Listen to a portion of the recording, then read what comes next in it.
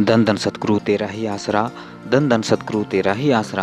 आप सारी साध संगत जी को आज का पूज्य गुरु जी का अनमोल वचन सुनाते हैं जी।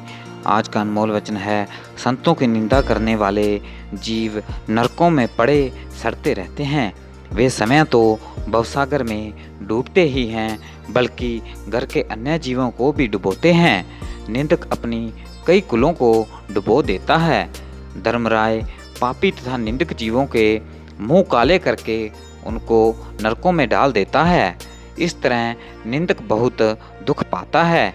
हे सतगुरु, हमार पर कृपा कीजिए कि हमें निंदकों के पास रहने का समय ही न मिले और उनकी छाया भी हमारे ऊपर न पड़े, क्योंकि निंदक सदा दुख देता है। पापी जीव संतों की निंदा के अतिरिक्त और कितने ही पाप करता है, फिर भी निंदक से तो अच्छा है, क्योंकि कभी ना कभी उसके पाप माफ हो सकते हैं। परंतु संतों की निंदा करने वाला कभी भी माफ नहीं किया जा सकता। इसलिए चाहे पापी तो लाखों मिल जाएं, परंतु निंदक एक भी आंखों के सामने न आए। भगवान करे हम उसकी शक्ल भी न देखें, क्योंकि निंदक महाकुष्ठी होता है। निंदक के भाग्य तो दूर से मारे गए हैं, इसलिए उसका मुख देखने वाले जीव को दुख उठाना पड़ता है।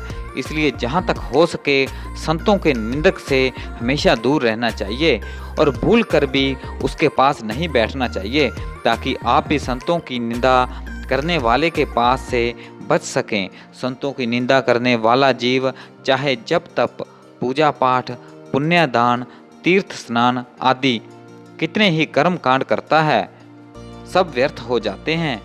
भक्त रविदास जी फरमाते हैं कि चाहे कोई 68 तीर्थों पर स्नान करे, चाहे द्वादश का व्रत रखे, देवी देवताओं की पूजा करे और चाहे वह धर्महित कुएं तालाब आदि बनवाए, परंतु यदि वह संतों की निंदा करता है तो उसके सभी कर्म धर्म व्यर्थ चले जाते हैं। संतों का निंदक किसी विधि द्वारा संसार सागर से पार नहीं उतर सकता, इसमें कोई शक नहीं है। उसको अवश्य ही नरकों में जाना पड़ता है। यदि वह ग्रहण के अवसर पर कुरुक्षेत्र जाकर हार श्रृंगार सहित अपनी स्त्री का भी दान करे, चाहे वह सारी स्मृतियों का पाठ अपने कानों से सुने, परंतु यदि वह संतों की निंदा करता है तो यह सब किया किसी गिनती में नहीं है। चाहे वह अनेक प्रकार के भोजन तथा भूमि दान करे, चाहे धर्महित करने ही सुंदर मंदिर बनवाए, चाहे आप कितना ही नुकसान उठाकर लोगों की भलाई का काम करे, परंतु यदि वह संतों का निंदक है तो 84 लाख जूनियों में घूमता रहता है।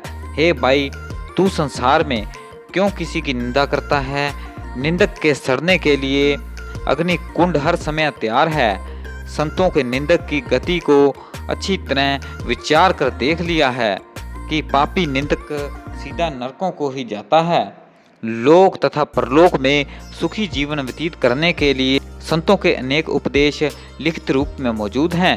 उन्होंने जीव के कल्याण के लिए कितने ही सरल तथा अत्यंत साधारण नियम बनाए हैं। यदि जीव उनको अपने जीवन में अपनाए तो यह अपने अनमोल जन्म को सफल बना सकता है। धन धन सतगुरु तेरा ही आसरा, धन धन सतगुरु तेरा ही आसरा।